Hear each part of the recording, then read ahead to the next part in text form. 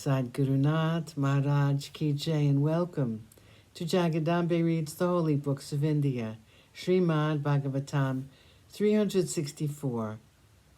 As you may remember, Jambavan was looking at Krishna, and then he was looking at Rama, and then Krishna turned into Rama, and Rama turned into Krishna. And finally, Jambavan said, Rama, I do not know what's happening.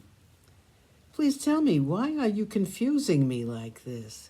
Why do you make me confused with this man who has been impertinent enough to talk ill of you? He was seeing Rama, and even as he was seeing him, Rama changed into Krishna and again into Rama. Then Rama said, I am Krishna, and this is the avatar I have assumed during Dwapara for the upholding of Dharma. I had promised you that I would grant you my darshan when I took leave of you, and I wanted you to know that I am now the son of the Yadava house. I am the son of Vasudeva, and I came here to take the jewel and restore it to the owner. He told Jambavan about the very urgent need he had of the jewel. Jambavan paid homage to him and gave him the jewel, and with it his daughter Jambavati. He asked Krishna to honor him by accepting his daughter, and Krishna accepted gladly. Krishna took leave of Jambavan and returned to Dwarka with Jambavati and the jewel. 230, the vindication. The companions of Krishna in the meantime waited for 12 days and nights at the entrance to the cave. They heard the fighting, and finally they thought that Krishna had been killed, and so returned to the city with the news that Krishna had been vanquished in a fight with a wild animal. Great was the woe in Dwarka.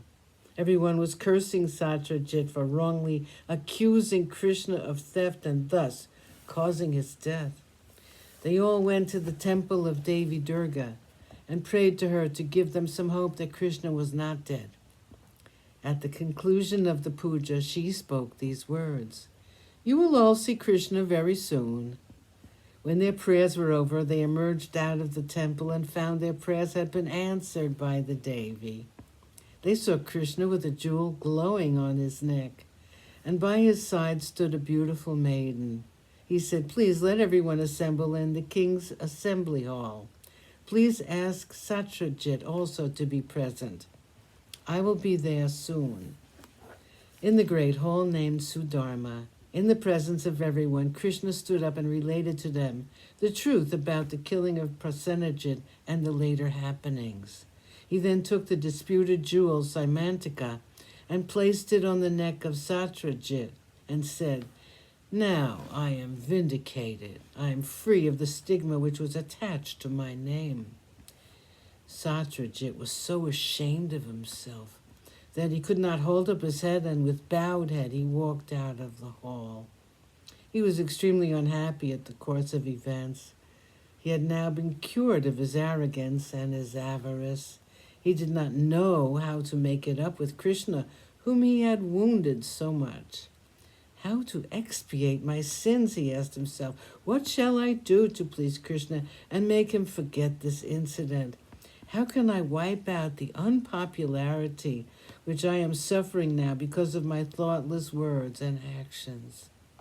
Finally, he decided that the only way to please Krishna and to make amends for all the unpleasantness of the past few months would be to give his daughter, Satyabhama, to Krishna. During the wedding, Satyajit gave the gem to Krishna, but Krishna refused to take it. He said, Surya gave it to you, and it is but right that you should have it. Believe me, it is not out of pique that I am saying these words. You had 2 jewels, and you have given me the better of the 2. He smiled at Bhama, whose face was suffused with her blush. Satyabhama was a very beautiful girl, and all the young men of the Vrishni, Andhaka, and Yadava houses had been a little bit in love with her. Chief among them was Kritavarma, the son of Erdika. He had asked Satyajit for her hand once, but the father had not given reply, and he was living on hope. Sadgurunath Maharaj Ki Jai. Thank you for coming. I hope you come again.